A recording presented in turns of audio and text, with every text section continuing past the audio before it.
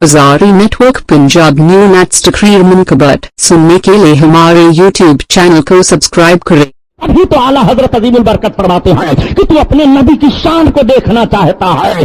कौन देता है देने को मुंह चाहिए, कौन देता है देने को मुंह चाहिए, मुंह चाहिए और देने वाला है सच्चा हमारा नबी, हमारा नबी। अल्लाह अल्लाह। आप जरा मुलाहजा फरमाइए, वो हजरत उस्मान गनी हैं, जब सरकार की शहजादी का वसाल हो गया तो अल्लाह के रसूल ने अपनी दूसरी साहिबजादी का भी निकाह हजरत उस्मान से फरमा दिया।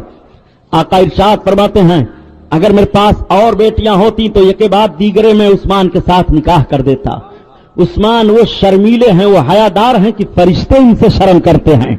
हजरत उस्मान गनी की हया बड़ी मशहूर है, बड़े शर्मीले थे। हजरत उस्मान गनी के शर्म हया का हाल यह था कि दो शीजा लड़कियां इस तरह शर्म हया नहीं कर पाती हैं। मुर्रखीन ने बिला तमसील समझो जो बताया है कि हजरत उस्मान गनी को शर्म हया था। ये शर्म हया ईमान के दर्जों में से एक दर्जा है। अल हयाउ शुअबतुन मिनल ईमान, रसूलुल्लाह का फरमान है कि हया ईमान का दर्जा है। अब आप जरा गौर फरमाइए कि आपको हया है कि नहीं, आपको शर्म है कि नहीं।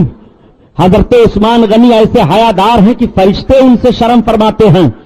मेरे दोस्त, नबी कौनैन के इस जुमले पर गौर तो फरमाओ कि हया ईमान का दर्जा है। बेहयाई की तरफ क्यों भाग रहे हो? आज जो जो चीजें हया को तोड़ने वाली हैं वो बेहयाई कहलाती हैं। मुसलमान ईमान रखने वाला बेहयाई की तरफ नहीं जाता है, इसलिए कि बेहयाई बेईमान होने की पहचान बताई गई है और हयादार होना ये ईमान का दर्जा बताया गया है। इसलिए हयादार बनो, हया करो, शर्म करो। किससे हया करोगे? हया का मफहूम क्या होता है, इस पर एक अलग तकरीर हो जाएगी। बात चल रही है हजरत उस्मान गनी रज़ी अल्लाह ताला अन्हु की। हजरत उस्मान गनी का एहतराम जरा देखो। हजरत उस्मान गनी रज़ी अल्लाह ताला अन्हु जब सरकार के दस्ते पाक पर, दस्ते नबुव्वत पर अपने हाथ को रख करके इस्लाम कबूल किए, दाहिने हाथ को सरकार के दस्ते करीम में दिया था हजरत उस्मान गनी ने। उसी तारीख से हजरत उस्मान गनी ने अपने दाहिने हाथ को कभी भी शर्मगाह पर लगाया नहीं। एहतराम मुलाहजा करो, नबी को अपनी तरह समझने वालों। रसूलुल्लाह सल्लल्लाहु अलैहि वसल्लम के शहदाई की मोहब्बत मुलाहजा फरमाओ। हजरत उस्मान गनी फरमाते हैं कि जब से मैंने अपने इस हाथ को नबी के हाथ पर रखा है, मैंने कभी भी अपनी शर्मगाह पर नहीं लगाया। वो एहतराम है हजरत उस्मान गनी का। आप जरा कुर्बान जाओ हजरत उस्मान गनी पर। अल्लाहु अकबर। हजरत उस्मान गनी नबी कौनैन सल्लल्लाहु अलैहि वसल्लम की बारगाह में एक मर्तबा हाजिर आए। अर्ज करते हैं, या रसूल अल्लाह, आज मैं आपकी दावत लूंगा, सरकार मेरी दावत कबूल फरमाएं। और मैंने ये तय कर लिया है कि मेरे घर तक नबी के जितने कदम पड़ेंगे, मैं हर हर कदम पर एक एक गुलाम आजाद करता जाऊंगा। एक एक गुलाम को आजादी मिलेगी। जरा ज़हन फिक्र देखो, अब तो गुलामी का दौर ऐसा रह नहीं गया।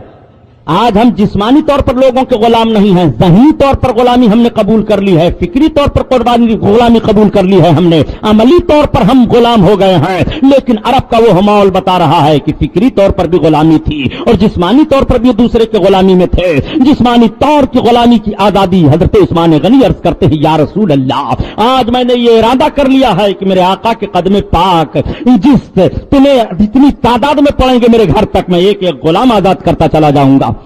हजरत उस्मान गनी ने सरकार की बारगाह में दावत पेश कर दी। नबी कौनैन ने फरमाया सहाबा से, चलो उस्मान के घर दावत है। सहाबा चले, अल्लाह के हबीब चले।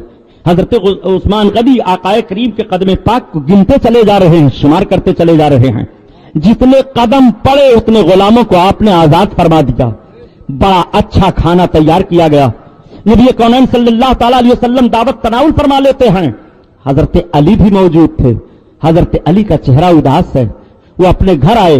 नबी कौनैन सल्लल्लाहु अलैहि वसल्लम की शहजादी हजरत खातून जन्नत फातिमा ज़हरा की निगाह पड़ गई। पूछ पड़ती हैं, रसूलुल्लाह की बेटी हैं, अपने शौहर को खुश देखना चाहती हैं। अर्ज करती हैं, अली, आज आपका चेहरा उदास लग रहा है। آج آپ کے چہرے پر ہنسی خوشی کے آثار نہیں دکھائی دے رہے ہیں، معاملہ کیا ہے؟ حضرت علی کچھ نہیں بولے. دوبارہ پھر حضرت خاتون جنت نے سوال کر دیا. آپ نے فرمایا فاطمہ سنو، آج میرے بھائی عثمان نے سرکار کی دعوت لی ہے، اور سرکار جب دعوت کھانے کے لیے تشریف لے چلے آپ کے گھر تو حضرت عثمان آقا کے ایک ایک قدم کو شمار کرتے رہے. جب آقا نے پوچھا ایسا کیوں کر رہے ہو تو انہوں نے عرض کیا یا رسول اللہ، آج جتنے قدم میرے گھر تک آپ کے پڑیں گے میں اتنے غلام آزاد کروں گا. بڑے اچھے انداز سے نبی کونین کی دعوت اور اس طرح سے سرکار کے قدموں پر قربانی پیش کی ہے. اے فاطمہ، اگر کاش میرے پاس بھی اتنا سامان ہوتا تو میرے دل میں خواہش تھی میں بھی اپنے آقا کی دعوت کر لیتا.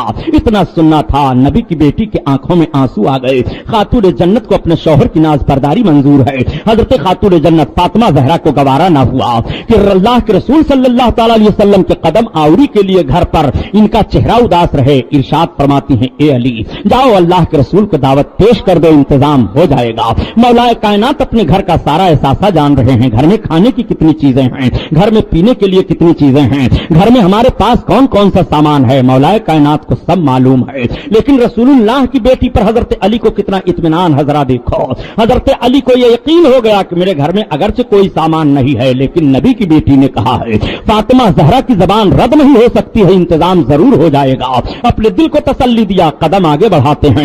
نبی کی بارگاہ میں پہنچ گئے. عرض کرتے ہیں یا رسول اللہ، آج میرے بھی گھر پر آقا کی دعوت ہے. نبی کونین نے موجود صحابہ سے فرمایا چلو سب کی سب علی کے گھر دعوت ہے. حضرت مولا کائنات آ گئے. خاتون جنت نے کیا کیا؟ حضرت خاتون جنت نے کھانا تیار کرنے کا برتن چولہے پر رکھ دیا، مصلی بچھایا، رب کی عبادت کر رہی ہیں. آنکھوں سے آنسو جاری ہو گئے. عرض کرتی ہیں پروردگار تیرے نبی کی بیٹی خاتون فاطمہ زہرا ہے. میرے مولا میں نے تیرے محبوب کی خوشی کے لیے اپنے شوہر کو اجازت دی ہے اور تیرے محبوب میرے گھر پر آنے والے ہیں. پروردگار فاطمہ کی لاج رکھ لے. نبی کی بیٹی دعا کر رہی ہیں. حضرت خاتون جنت کو خوشبو آئی، مصلی اٹھا لیا، کھانے پینے کا سب سامان تیار ہے. حضرت فاطمہ زہرا جب ہانڈی کے ڈھکن کو الٹ کر کے دیکھتی ہیں تو ایسا خوشبودار کھانا موجود ہے، ایسا خوشبودار کھانا موجود ہے کہ اور گھروں میں ایسی خوشبو نہیں آئی ہے. نبی کونین پہنچ گئے. حضرت رسول کائنات کے صحابہ پہنچ گئے. دسترخوان لگ گیا، کھانا چنا گیا. ذرا نبی کونین صلی اللہ علیہ وسلم کی مسکراہٹ کو دیکھو. کھانا سب تناول فرما رہے ہیں. میرے نبی کے لبہائے ناز پر مسکراہٹ آ گئی. آقا فرماتے ہیں اے میرے صحابہ، آج علی کے گھر تم جنت کا کھانا کھا رہے ہو. اتنا سننا تھا، صحابہ مچل گئے. عرض کرتے ہیں یا رسول اللہ، علی کے گھر ہم جنت کا کھانا کھا رہے ہیں. ہاں جنت کا کھانا علی کے گھر کھا رہے ہو. اللہ کے حبیب نے ارشاد فرمایا اے میرے صحابہ، یہ علی کے گھر جنت سے کھانا جبریل لائے ہیں، اللہ نے عطا فرما دیا ہے. پتہ یہ چلا کہ سب سے پہلے جنتی کھانا مل رہا ہے تو علی کے گھر سے مل رہا ہے، جنتی کھانا مل رہا ہے تو علی کے دروازے سے مل رہا ہے. آپ ذرا ملاحظہ فرمائیے، صحابہ خوش ہو گئے. حضرت علی کو بڑی خوشی ہے. خاتون جنت نے مصلی بچھایا، رب کی بارگاہ میں عرض کر رہے ہیں اے پروردگار، عثمان غنی نے نبی کے سامنے کھانا پیش کیا تھا، تو نے رحم کا فضل فرمایا اور تو نے عزت بخشی. میرے پروردگار جنت سے کھانا آ گیا، میرے آقا تناول فرما رہے ہیں، سرکار کے شیدائی کھا رہے ہیں. اے پروردگار نبی کونین کے قدم جتنے پڑے تھے عثمان غنی کے گھر، اتنے غلاموں کو انہوں نے آزاد کیا تھا. اے میرے مولا، میرے گھر پر آقا کریم کے جتنے قدم پڑے ہیں تب تک حضرت جبریل علیہ السلام بارگاہ رسالت میں آ گئے. عرض کرتے ہیں یا رسول اللہ، فاطمہ زہرا کا سجدہ رب نے قبول فرما لیا ہے. آپ کے گھر عثمان غنی کے گھر آپ آ رہے تھے، جتنے قدم پڑے ہیں اتنے غلاموں کو آزاد کیا ہے، مگر فاطمہ کے ایک سجدہ کے بدلوں میں آپ کے ہزاروں امتیوں کی مغفرت ہو رہی ہے. رب تعالیٰ نے بخشش کا پروانہ عطا فرما دیا ہے. یہ وہ حضرت علی کا گھر ہے کہ علی کے گھر سے جنتی کھانا بھی مل رہا ہے اور علی کے گھر سے نجات کا پروانہ مل رہا ہے. آپ ذرا غور فرمائیں، حضرت عثمان غنی یہ ہیں. حضرت عثمان غنی رضی اللہ تعالیٰ عنہ، اللہ اکبر. 12 برس کم و بیش آپ نے حکومت کے فرائض کو انجام دیا. آپ عمارت کی ذمہ داریوں کو سنبھالتے رہے. 12 برس کے درمیان بہت ساری جنگیں ہوئی، بہت سارے فتوحات ہوئے، آپسی بہت سارے اختلافات ہوئے. ایک الزام حضرت عثمان غنی پر لگایا گیا اور وہ الزام لگانے والے کون تھے؟ کچھ یہودی ذہن و فکر رکھنے والے، کچھ اقتدار و حوث کے لالچی ایسے تھے فساد برپا کرنے والے. انہوں نے ذہن و فکر دے دیا کہ عثمان غنی حکومت کے عہدوں پر اپنے رشتہ داروں کو متعین فرماتے ہیں. اتنا سننا تھا، حضرت عثمان غنی نے صحابہ کا جلسہ بلایا. صحابہ آ گئے. آپ نے ایک ایک بات کی صفائی پیش کرنا شروع کر دی. صحابہ تسلیم کرتے رہے. ساری باتوں کا دفعہ ہو گیا. لیکن بلوائی کچھ ایسے ذہن و فکر کے تھے کہ بلوا کیا جائے. میرے آقا صلی اللہ تعالی علیہ وسلم نے ایک مرتبہ یہ بشارت دی تھی مقام احد پر، جب میرے سرکار چڑھے تو احد پہاڑی ہلنے لگا. آقا ارشاد فرماتے ہیں اے احد ٹھہر جا، تجھ پر ایک نبی موجود ہیں، دو شہید موجود ہیں. وہ دونوں شہید حضرت عمر تھے، حضرت عثمان غنی تھے. اللہ کے رسول نے دے دی کی خبر، عمر شہید کیے جائیں گے، عثمان شہید کیے جائیں گے. احد کی پہاڑ پر رسول اللہ غیب کی خبر عطا فرما رہے ہیں. یہ غیب نہیں ہے تو اور کیا ہے؟ آقا کریم صلی اللہ تعالی علیہ وسلم نے فرما دیا تھا حضرت عثمان غنی کو علم ہے کہ میں شہید کیا جاؤں گا. بلوائیوں نے گھیرا، اور جب گھیرا بلوائیوں نے حضرت عثمان غنی کا احترام ملاحظہ فرماؤ. لوگوں نے کہا کہ ان باغیوں کے خلاف تلوار اٹھائی جائے. آپ نے کہا میں اپنے جان کی قربانی دے دوں گا، لیکن شہر رسول میں خون نہیں بہاؤں گا. شہر رسول میں خون نہ بہے، یہ دارالامن ہے. رسول اللہ کے شہر میں خون عثمان کے ہاتھ سے نہیں بہ سکتا ہے. اعلی حضرت پر قربان جاؤ. کیا نشاندہی کر گئے ہیں؟ یہ حرم ہے. حرم کا احترام صحابہ کرام سے پوچھو. حضرت عثمان غنی نے حرم پاک کا احترام کیسے کیا؟ مدین حرم کی زمین اور قدم رکھ کے چلنا، حرم کی زمین اور قدم رکھ کے چلنا. ارے سر کا موقع ہے او جانے والے، او جانے والے. وہ مدینہ طیبہ ہے، خون نہیں بہے گا مدینہ میں. حضرت عثمان غنی قرآن تلاوت کر رہے ہیں. حضرت مولا کائنات نے دیکھا کہ معاملات بہت بگڑ گئے ہیں. حضرت امام حسن کو بلایا، امام حسین کو بلایا. بیٹو تم عثمان غنی امیر المومنین کے دروازے پر پہرہ داری کا کام انجام دو. دونوں لگا دیے گئے. حضرت امام حسن، حضرت امام حسین پہرہ داری کے کام انجام دے رہے ہیں. آپ کے مکان کے دیوار کے پیچھے سے بلوائی داخل ہو گئے آپ کے گھر میں، اور جب داخل ہوئے تو انہی داخل ہونے والوں میں حضرت ابو بکر کے بیٹے عبد الرحمان بھی تھے. حضرت عبد الرحمان نے جیسے آپ کے داڑھی شریف پر، ریش مبارک پر ہاتھ کو لگایا، تب تک حضرت عثمان غنی فرماتے ہیں اے بیٹا، اگر جو تم حرکت کر رہے ہو تمہارے باپ دیکھتے تو. تب تک حضرت عبد الرحمان نے چھوڑ دیا، وہ الگ ہو گئے. پیچھے سے مکان کے اندر آئے تھے، حضرت عثمان غنی پر حملہ کیا. آپ کی بیوی حضرت نائلہ تھی، انہوں نے تلوار کی وار کو روکا، ان کی انگلیاں کٹ گئیں. حضرت عثمان غنی پر تلوار سے وار کیا گیا. آپ نے جنبش نہیں کی. قرآن کا پہلا چھینٹا آپ کے خون کا قرآن کے ورق پر پڑا. تب تک ایک آواز آئی کہ اب فتنہ قیامت تک ختم نہیں ہوگا. یہ پہلا فتنہ اسلام میں ہے. یہ پہلا اختلاف آپسی رونما ہوا. حضرت عثمان غنی کی شہادت ہوئی. بلوائی اتنے تلے ہوئے تھے حضرت عثمان غنی کے لیے، کنٹرول نہیں ہو پا رہا تھا. معاملہ بگڑا ہوا ہے. بڑے چپکے سے حضرت عثمان غنی کی نماز جنازہ ادا کی گئی. بقی شریف میں حضرت عثمان غنی کو دفن کیا گیا. افسوس ہے کہ جب ترکوں کی حکومت تھی تو انہوں نے تیسرے خلیفہ حضرت عثمان غنی کے مزار پاک پر بہترین خوبصورت قبہ بنوا دیا تھا اور قبے پر سونے کا پتھر لگوا دیا تھا. لیکن جب نجدی حکومت ہوئی تو بقی شریف کے تمام بنے ہوئے قباؤں کو توڑ ڈالا، سونے کے پتھروں کو اکھاڑ لیا.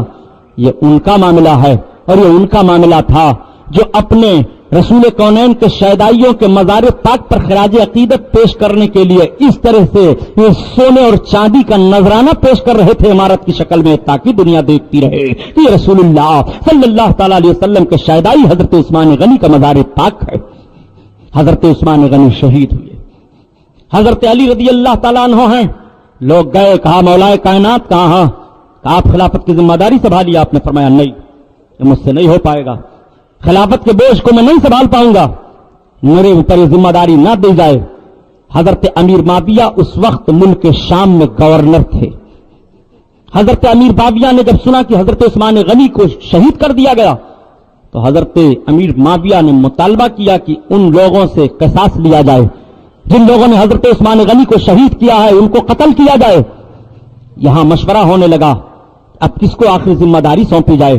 سارے صحابہ نے مشورہ کرنے کے بعد حضرت علی ہی کو خلافت کی ذمہ داری سونپ دی اور حضرت علی رضی اللہ تعالیٰ عنہ خلیفہ چہارم چن لیے گئے. مولا کائنات خلیفہ چہارم متعین ہوئے. حضرت علی کا خلیفہ چہارم ہونا تھا کہ حضرت امیر معاویہ نے شام سے خبر بھجوائی کہ علی بن ابی طالب آپ خلیفہ ہو گئے ہیں.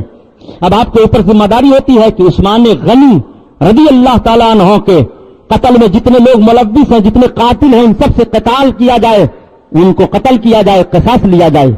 حضرت عثمان غنی کو غنی کیوں کہا جاتا ہے؟ ایک جملہ یہ بھی آپ کے ذہن میں کھٹکتا ہوگا. یہ غنی کا خطاب کس نے دیا ہے؟ اللہ کے رسول صلی اللہ علیہ وسلم نے عطا فرمایا تھا. کب اللہ کے رسول نے عطا فرمایا تھا؟ جب جنگ تبوک کے موقع پر میرے سرکار نے صحابہ سے چندہ کیا تھا اور حضرت عثمان غنی نے 100 اونٹ ساز و سامان کے ساتھ لدا ہوا نبی کونین کی بارگاہ میں پیش کر دیا. اللہ کے حبیب کی نگاہ پڑتی ہے، آقا فرماتے ہیں زد یا عثمان، عثمان اور زیادہ کر دو، 100 اونٹ اور دے دیتے ہیں. آقا فرماتے ہیں زد یا عثمان اور زیادہ کر دو، حضرت عثمان 100 اونٹ اور دے دیتے ہیں. 300 اونٹ ساز و سامان کے ساتھ اللہ کے حبیب کی بارگاہ میں چندے کے طور پر پیش فرمایا. آقا فرماتے ہیں یا عثمان انتا غنی من اللہ، اے عثمان تو اللہ کی جانب سے غنی ہے، اللہ کی جانب سے تجھے غنیت کا خطاب دیا جا رہا ہے. اللہ کے حبیب صلی اللہ تعالی علیہ وسلم نے غنی کا لقب حضرت عثمان غنی کو عطا فرما دیا. اسی تاریخ سے آپ عثمان غنی کے نام سے مشہور ہو گئے. آپ ذرا غور فرماؤ، حضرت عثمان غنی رضی اللہ تعالیٰ عنہ کی شہادت ہوئی، مولا کائنات خلیفہ چہارم بنائے گئے. حضرت امیر معاویہ کا مطالبہ ہونے لگا، حضرت علی کا مطالبہ ہوا کہ ابھی قاتل متعین نہیں ہو پا رہے ہیں، ابھی صحیح پتہ نہیں لگ پا رہا ہے. دیکھو شبہے کی بنیاد پر فتویٰ جاری نہیں کیا جا سکتا ہے، یہ اسلام کا قانون ہے. حضرت امیر معاویہ بھی اپنی جگہ پر صحیح مطالبہ کر رہے ہیں. علی آپ خلیفہ ہوئے ہو، ذمہ داری سونپی گئی ہے تو عثمان غنی کے قاتلوں کو قتل کیا جائے، آپ قصاص کا مطالبہ کیجئے. اور حضرت علی بھی اپنی جگہ پر اٹل ہیں اور صحیح ہیں. آپ کا اجتہاد بھی صحیح ہے کہ جب تک قاتلوں کا تعین نہیں صحیح ہو پا رہا ہے کہ بلوے میں کس نے قتل کیا ہے، اس سے قصاص کیسے لیا جائے. آج موجودہ دور میں بھی حکومت کا یہی قانون بنا ہوا ہے کہ اگر بلوے میں کوئی مارا جاتا ہے اور بلوے میں کسی کا قتل کیا جاتا ہے تو جج فیصلہ نہیں دے پاتا ہے کہ کس کو قاتل قرار دے کر کے اسے سزا دی جائے. بلوے کا مقدمہ بڑا اہم ہوتا ہے. اسی لیے بڑے ہوشیار لوگ جو ہوا کرتے ہیں موجودہ دور میں سیاسی، اپنے حزب کو، اپنے مخالف کو جب مروانا چاہتے ہیں تو بلوے کی شکل میں مروا دیا کرتے ہیں تاکہ جج کا قلم رک جائے اور فیصلہ نہ کر سکے کہ قتل کی سزا کسے دی جائے، مجرم کس کو ٹھہرایا جائے. آج موجودہ دور میں سیاسی حالات میں بھی یہ دستور پایا جا رہا ہے. حضرت عثمان غنی کے قاتل متعین نہیں ہو پا رہے ہیں. حضرت امیر معاویہ نے فرمایا کہ وہ علی اگر تمہارے اندر اتنی صلاحیت نہیں ہے، قاتلوں کا تعین نہیں کر پا رہے ہو تو خلافت سے دستبردار ہو جاؤ. مولا کائنات دیکھ رہے ہیں کہ خلافت سے دستبردار ہوں گا تو ذمہ داری کون سنبھالے گا. آپ نے خبر بھجوائی کہ میں قاتلوں کو تلاش کر رہا ہوں، قاتلوں کی جستجو جاری ہے، تحقیق کی جا رہی ہے، اس میں کوتاہی نہیں برتی جائے گی. اس کو تو میں کل عرض کروں گا یہاں سے. آج حضرت علی کے فضیلت پر سنیے، خلیفہ چہارم ہیں. یہ مولا کائنات رضی اللہ تعالیٰ عنہ کون ہیں؟ حضرت علی سرکار کے چچا ابو طالب کے بیٹے ہیں. یہ سرکار کے چچا ابو طالب کون ہیں؟ سرکار کے کئی چچا تھے، ابو لہب، ابو طالب، عباس، حمزہ، حارث، کسم، یہ لوگ سرکار کے چچا تھے، جس میں سے ابو لہب کے علاوہ سرکار کے چچاؤں کو ایمان کی دولت مل گئی. اللہ کے حبیب صلی اللہ علیہ وسلم کے چچا ابو طالب ہیں. ابو طالب کے ایمان کے تعلق سے علماء کا اختلاف ہوا، لیکن محدثین میں حضرت امام بخاری اور دیگر محدثین کا یہ راجح قول ہے کہ علی کے باپ ابو طالب کو ایمان نہیں ملا. اور یہی اعلیٰ حضرت عظیم البرکت نے بھی شرح المطالب فی ایمان ابی طالب میں لکھا ہے. بہرحال حضرت علی کے باپ کا نام ابو طالب ہے. ابو طالب یہ کون تھے؟ سرکار کے چچا تھے اور سرکار سے بڑی محبت رکھا کرتے تھے. اتنی محبت سرکار سے رکھتے تھے کہ جب سرکار نے نبوت کا اعلان فرمایا اور کافروں نے مطالبہ کیا مکہ کے لوگوں نے کہ ابو طالب اپنے بھتیجے کو روکو، اگر ان کو مکہ کی سرداری چاہیے تو ہم دینے کے لیے تیار ہیں، کسی حسین و جمیل لڑکی سے شادی چاہیے تو ہم کرنے کے لیے تیار ہیں، उनको जरो जवाहरात चाहिए तो हम देने के लिए तैयार हैं। तो हजरत अली के बाप अबू तालिब ने कहा था, ए बेटा, ये देखो कुफारा ने, ये देखो सरदाराने मक्का क्या कह रहे हैं। तो अल्लाह के हबीब ने इरशाद फरमाया, ए चचा, अगर ये मेरे एक हाथ में सूरज को ला करके रख दें और दूसरे हाथ में चांद को रख दें, जब भी इस्लाम की तबलीग बंद नहीं करूंगा। मैं जो कह रहा हूं वो रब की तरफ से हक कह रहा हूं। इन्नी रसूलुल्लाह, मैं अल्लाह का रसूल हूं। क़ुलू ला इलाहा इल्लल्लाह तुफ्लिहू, तुम सबके सब कलमा पढ़ो, फलाह पा जाओगे। हजरत अली के बाप अबू तालिब खामोश रहे। साथ वो अब उनकी मौत का वक्त जब करीब आया, नबी कौनैन सल्लल्लाहु अलैहि वसल्लम तशरीफ ले गए। चचा, आप कलमा पढ़ लो, बख्शिश की जिम्मेदारी मैं लेता हूं। कलमा पढ़ लो, एक मर्तबा अपने जबान से कलमा पढ़ लो, बख्शिश की जिम्मेदारी मैं लेता हूं। तो यहीं पर इख्तिलाफ हो जाता है। कुछ मुहद्दिसीन तो कहते हैं, तारीख लिखने वाले, कि उन्होंने आखिर वक्त में कलमा पढ़ा। हजरत दहलान मक्की रहमतुल्लाह ताला अलैह उनके ईमान के कायल हैं और दूसरे भी उलमा कायल हैं, लेकिन राजिह कौल यही है कि उन्होंने कलमा नहीं पढ़ा। अल्लाह के रसूल सल्लल्लाहु ताला अलैहि वसल्लम के चचा हैं, इंतकाल हो गया। हजरत अली ने आकर के अर्ज किया कि या रसूल अल्लाह, वालिद का इंतकाल हो गया, वो इस दुनिया से गए। अल्लाह के रसूल ने इरशाद फरमाया कि जाओ गढ़ा खोद डालो। गढ़ा खोदने के बाद ले जाओ, अबू तालिब को दफन कर दो। गढ़ा तैयार किया गया, लेकर के गए। हजरत अली के बाप अबू तालिब को दफन कर दिया गया। ऐसे मौका पर भी बाप का एहतराम बरकरार रखा गया। बाप इस्लाम में दाखिल नहीं है, लेकिन बाप है, जब भी बेटे को अपने बाप का एहतराम करना जरूरी है। हां, जब बाप गुनाह का हुक्म दे तब बेटा इनकार कर जाएगा कि मैं आपका कहना नहीं मानूंगा। बाकी और जिंदगी के जो लवाजमात हैं, उन लवाजमात में बच्चे पर जरूरी है कि बाप का एहतराम करे। ऐसा फैसला कौन देगा? मज़हब इस्लाम का कानून दे रहा है। हजरत अली ने अपने बाप को दफन कर दिया, चले आए। हजरत अली रजी अल्लाह ताला अन्हु इस्लाम कब लाए थे? 8 बरस की उम्र शरीफ आपकी थी हजरत अली की। आपका बचपन था, अल्लाह के रसूल सल्लल्लाहु ताला अलैहि वसल्लम की तरबियत में थे। सरकार की खिदमत तो अबू तालिब अली के बाप कर रहे थे। हजरत अली बिल्कुल छोटे हैं, सरकार की खिदमत में बाप ने कर दिया अली को। मोहम्मद, अली की तरबियत तुम्हारे जिम्मा है, अली की परवरिश तुम्हारे जिम्मा है। हजरत अली की तरबियत, हजरत अली की परवरिश, निगहदाश्त, देखभाल सब अल्लाह के रसूल कर रहे हैं। जब अल्लाह के रसूल ने इस्लाम का ऐलान किया, हजरत अबू बकर ने कलमा पढ़ा, सरकार की बीवी हजरत खदीजा ने कलमा पढ़ा, ज़ैद इब्न हारिसा ने कलमा पढ़ा, तो सरकार की बीवी को कलमा पढ़ता हुआ जब हजरत अली ने देखा तो अर्ज किया कि हमको भी आप कलमा पढ़ा लीजिए। मेरे आका ने हजरत अली को कलमा पढ़ाया। बच्चों में सबसे पहले रसूलुल्लाह का कलमा हजरत अली ने पढ़ा। हजरत अली से सरकार को बड़ी मोहब्बत है, तरबियत पा रहे हैं सरकार की बारगाह में। हजरत अली रज़ी अल्लाह ताला अन्हु को आका मेरे देखते हैं तो इरशाद फरमाते हैं, अना मिनल अली व अली मिन्नी, मैं अली से हूं, अली मुझसे हैं। सरकार हजरत अली को देखते हैं तो इरशाद फरमाते हैं, अना मदीनतुल इल्म व अलीउल बाबहा, मैं इल्म का शहर हूं, अली उसके दरवाजा हैं। रसूल कौनैन सल्लल्लाहु ताला अलैहि वसल्लम के इल्म पाक का कोई इहाता कर सकता है? नबी कौनैन सल्लल्लाहु अलैहि वसल्लम को कितना इल्म है, क्या कोई बता पाएगा? अलावा अल्लाह के कोई अपने महबूब का इल्म नहीं जानता है, रब जानता है। जितना रसूलुल्लाह को इल्म दिया अल्लाह के हबीब जानते हैं, जितना उनको रब की बारगाह से मिला।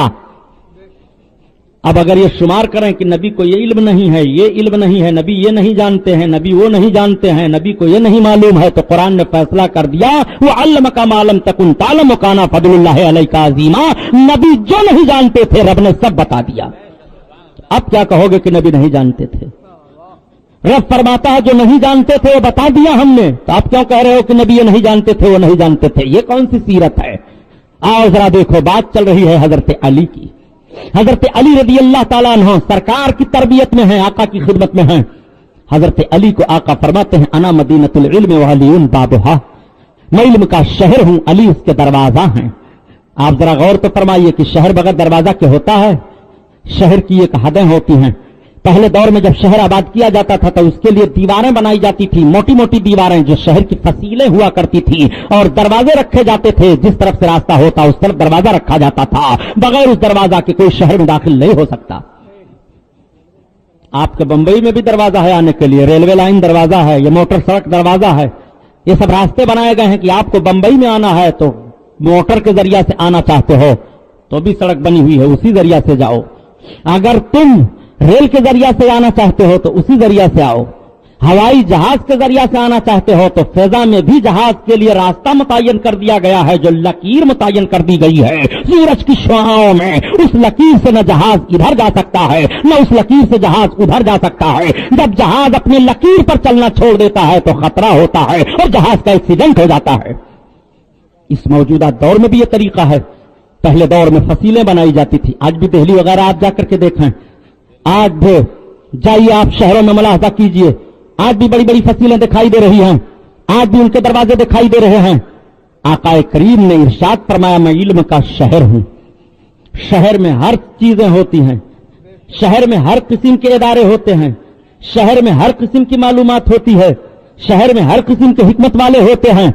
नबी फरमाते हैं मैं शहर हूं, नबी के खजाना को पता नहीं लगा सकते और प्यारे इल्म का शहर हूं। जब नबी ने फरमा दिया मैं इल्म का शहर हूं तो अब नबी को कौन सा इल्म नहीं है। यही तो वजह है कि ऊंट भी फरियाद कर रहा है तो नबी उसकी फरियाद सुन रहे हैं, चिड़िया फरियाद कर रही हैं तो नबी उनकी फरियाद सुन रहे हैं, हिरन फरियाद कर रही है तो नबी उनकी फरियाद को सुन रहे हैं, इंसान फरियाद कर रहा है तो नबी उनकी फरियाद को सुन रहे हैं, जिन्नात फरियाद कर रहे हैं तो जिन्नातों की फरियाद नबी सुन रहे हैं। सांप बिच्छू गोजर जितने चरिंद परिंद हैं जो नबी की बारगाह में फरियाद कर रहे हैं, नबी सबकी फरियाद को सुन रहे हैं। अल्लाह के हबीब तशरीफ फरमा है, तब तक एक सांप रेंगता हुआ मजमे सहाबा में आ गया। सहाबा उठे कि मारा जाए, अल्लाह के रसूल ने फरमाया नहीं मत मारो, मेरे सरकार का फरमान है कि मूजी जानवर को ईजा देने से पहले पहले कत्ल कर दो। मगर अल्लाह के रसूल ने उस सांप को मारने से रोक दिया। वो सांप घुसता चला आया, सरकार के कदमों पर पहुंच गया, अपने फन को फैलाया, आका के कदमों पर रखा, कदमों पर रख करके वो बढ़ता जा रहा है। सरकार के दस्ते ताक पर अपने फन को रख दिया, दस्ते ताक से और आगे बढ़ता जा रहा है। नबी कौनैन सल्लल्लाहु अलैहि वसल्लम के दोशे मुबारक के पास अपने फन को बुलंद किया और गोशे ताक के करीब अपनी जबान को ले गया। जबान कभी बाहर निकालता है, कभी अंदर करता है, कभी बाहर निकालता है, कभी अंदर करता है। नबी कौनैन सल्लल्लाहु अलैहि वसल्लम के लबहाए पाक चल रहे हैं, सहाबा देख रहे हैं। वो फिर सांप उतरता है, नबी के कदमों पर अपने फन को रखा और रखने के बाद चला गया। मजमा से जाना था कि गायब हो जाता है। सहाबा हैरान हैं, अर्ज करते हैं या रसूल अल्लाह ये हमारी आंख क्या देख रही है। आका फरमा रहे हैं जो तुम देख रहे थे सही देख रहे थे, वो सांप नहीं था, वो कोहे काफ का जिन्न था। वो सूरह ताहा की चंद आयतें भूल गया था, वही मुझसे पूछने के लिए आया था। उसको मैं कुरान की आयतें पढ़ करके बता रहा था। रसूलुल्लाह बोल रहे हैं, वो सांप सुन रहा है, सहाबा नहीं सुन रहे हैं। और सांप अर्ज कर रहा है या रसूल अल्लाह मैं कुरान की चंद आयतें भूल गया हूं, मुझे बता दीजिए। जो रसूल सांप की आवाज सुन रहे हो उस रसूल से किस मखलूक की आवाज पोशीदा रहेगी। इसीलिए तो आला हजरत अजीमुल बरकत फरमाते हैं कि तुम्हारे नबी की शान का आलम यह है कि फरियाद उम्मती जो करे हाल जार में, फरियाद उम्मती जो करे हाल जार में, मुमकिन नहीं कि खैर बशर को खबर न हो, खबर न हो। ऐसा हो ही नहीं सकता है कि मुसीबत में उम्मती नबी को पुकारे और नबी कौनैन को खबर ना हो। मेरे आका को रब ताला ने वो इल्म अता फरमाया है, वो इल्म दिया है कि लम्हा लम्हा की खबर जान रहे हैं। अना मदीनतुल इल्म वालिउन बाबुहा, मैं इल्म का शहर हूं, अली उसका दरवाजा है।